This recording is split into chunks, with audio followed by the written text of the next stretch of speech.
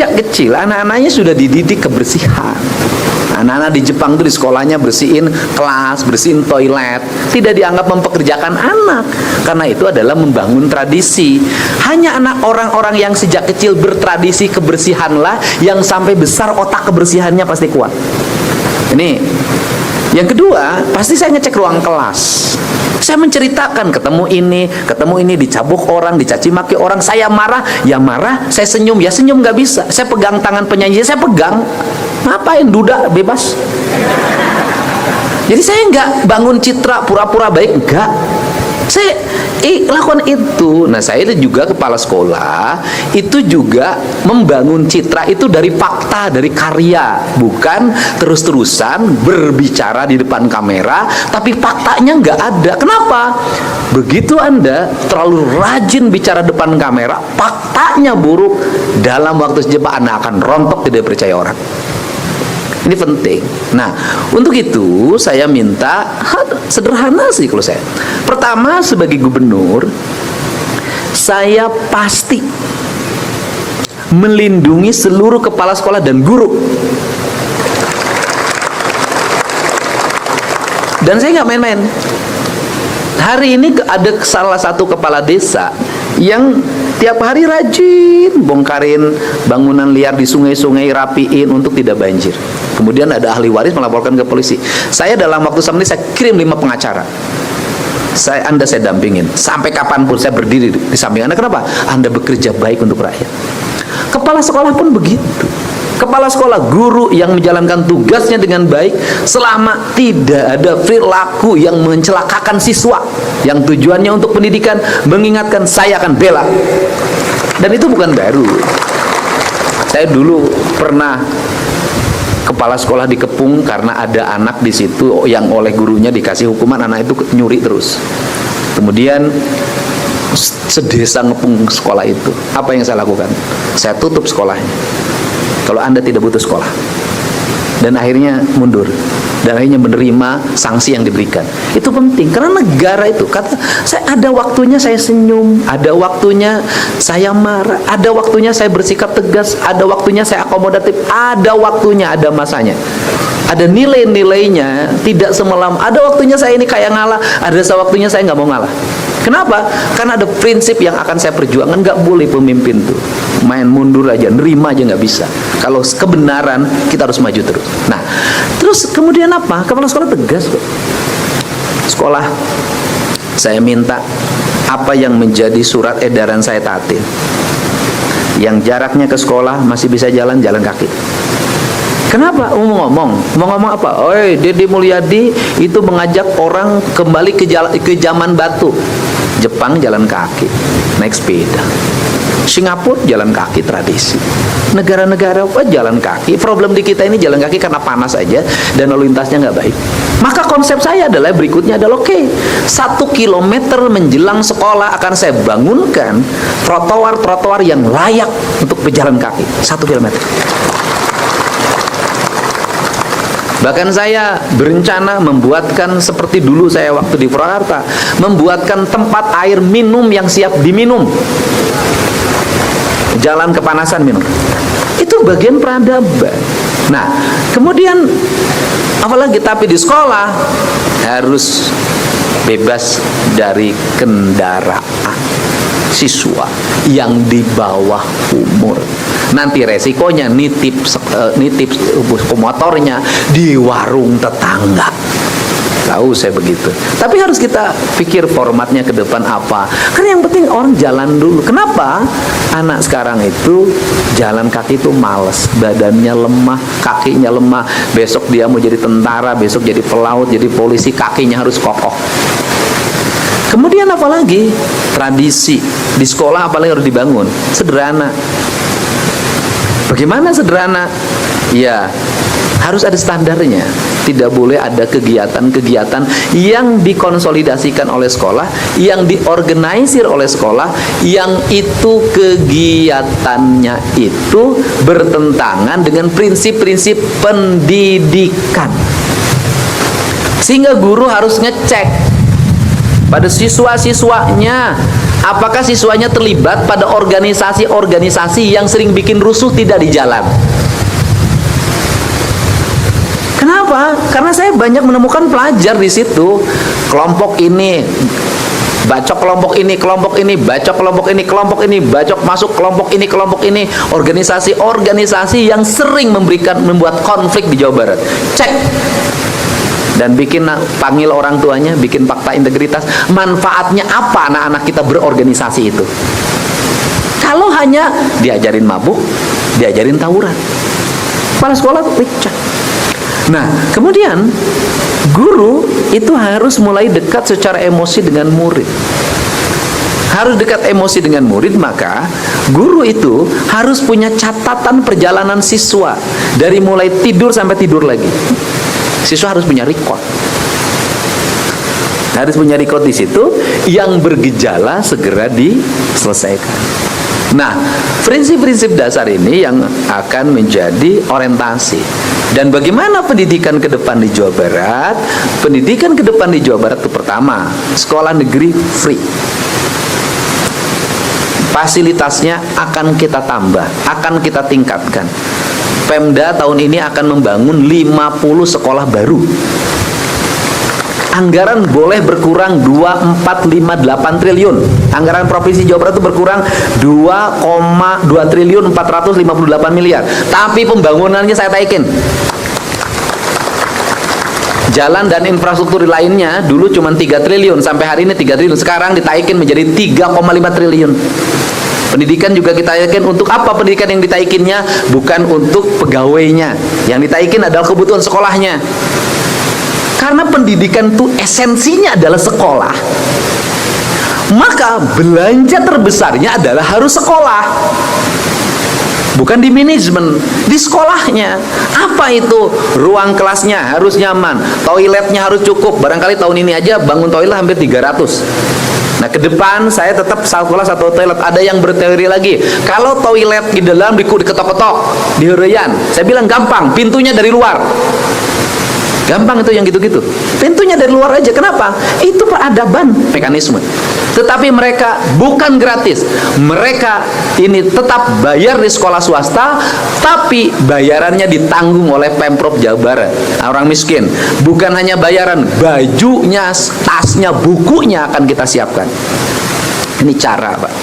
Ini cara. Nah, seluruh cara itu berasal dari mana? Dari uang yang ada. Uang yang ada ini sekarang berapa? Bertambah apa berkurang? Berkurang. Dulu 37 triliun sebelum saya jabat. Saya jabat 31. Setahun saya jabat turun lagi 27. Turun, Pak. Tapi di tengah turunnya anggaran Provinsi Jawa Barat, kita ini hari ini meningkatkan belanja untuk melindungi seluruh rakyat. Resikonya apa? Ya resikonya dalam bahasa anggaran di Pemprov itu tinggal kulit dan tulang. Karena tinggal kulit dan tulang, ya maka pemimpinnya harus efisien. Karena harus efisien, pemimpinnya jangan terlalu gede badannya biar larinya cepat. Kemudian nanti listrik, kalau cek di ruangan saya udah ngasih contoh, di ruangan saya listrik nggak boleh nyala karena masih cukup orang bisa lihat. AC nggak boleh nyala karena dingin. Kenapa? Saya pengen ngirit. Saya ingin jadi gubernur ini menyerap anggaran sedikit dari Provinsi Jawa Barat untuk kepentingan kinerja saya, tapi saya ingin menyumbang banyak untuk rakyat Jabar. Itu. Saya berikan contoh. Dulu perjalanan dinas gubernurnya 1,5 miliar. 1,5 miliar per tahun. Hari ini 100 juta setahun. 100 juta setahun. Dulu baju dinasnya sekitar 150 juta. Hari ini nggak pakai baju dinas. Ini baju dinas bikin sendiri. Saya bukan yatim piatu harus bikin baju oleh negara. Nah ini kenapa? Karena saya ini satu aja, saya ingin di Jawa Barat ini pendidikannya mengalami kemajuan. Saya ingin di Jawa Barat ini ruang kelas dan ruang kepala sekolah lebih bagus dibanding ruang kepala dinas pendidikan.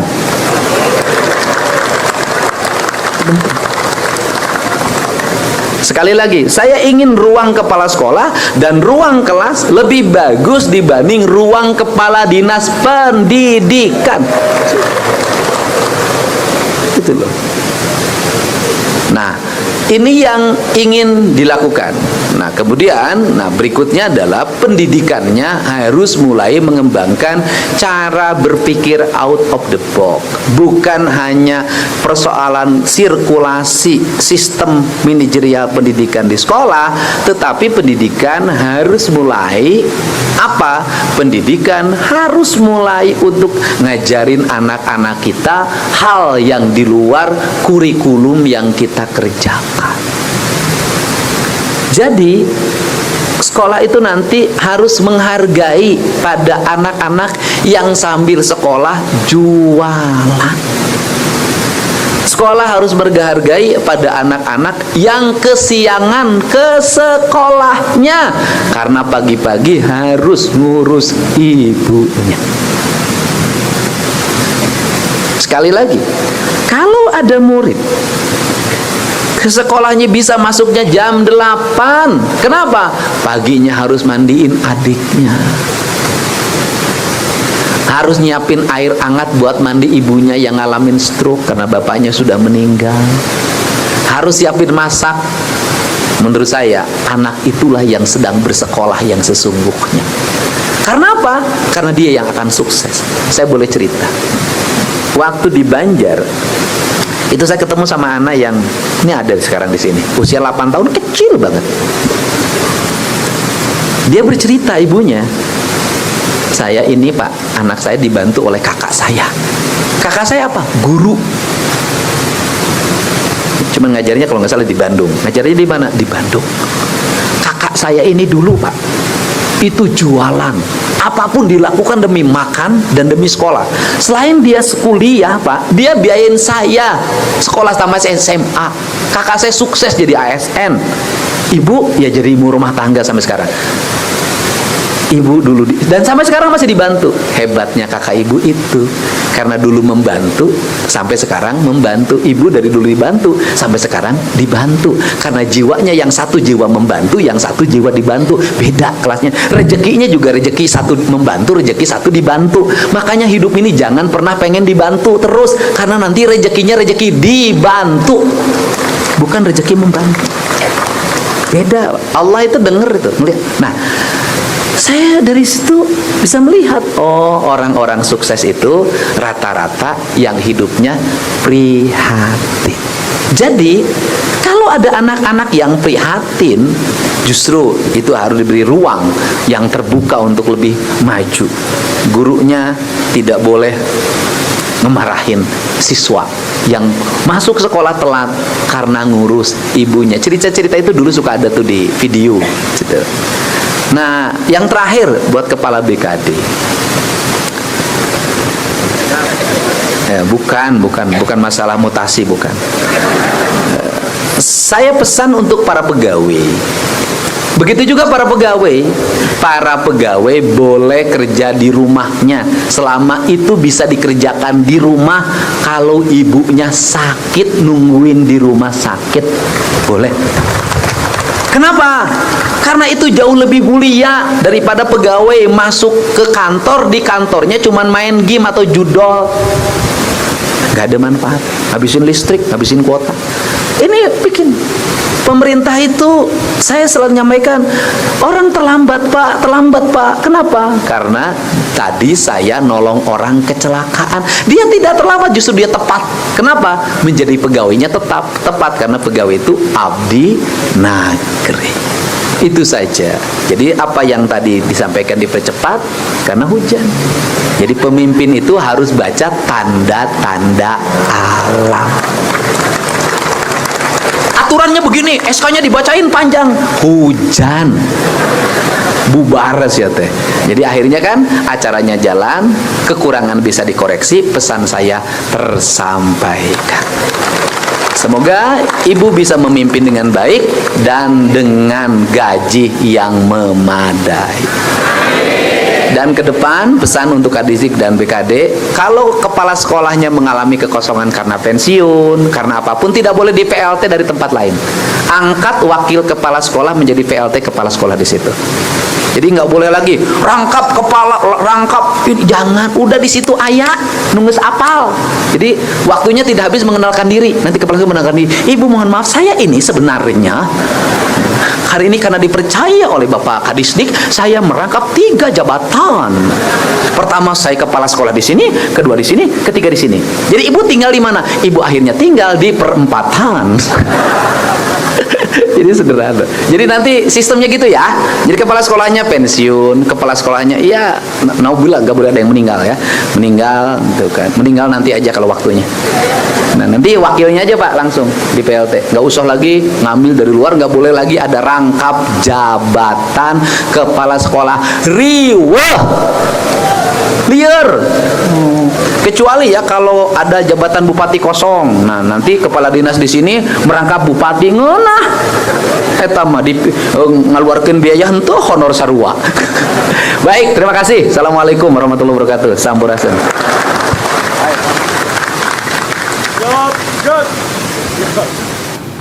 Assalamualaikum warahmatullahi wabarakatuh. Alhamdulillahirrahmanirrahim. Teman-teman semua, tadi dia pidato Kang Deden Mulyadi di depan para guru ya, yang mana yang menyentil Menteri Pendidikan.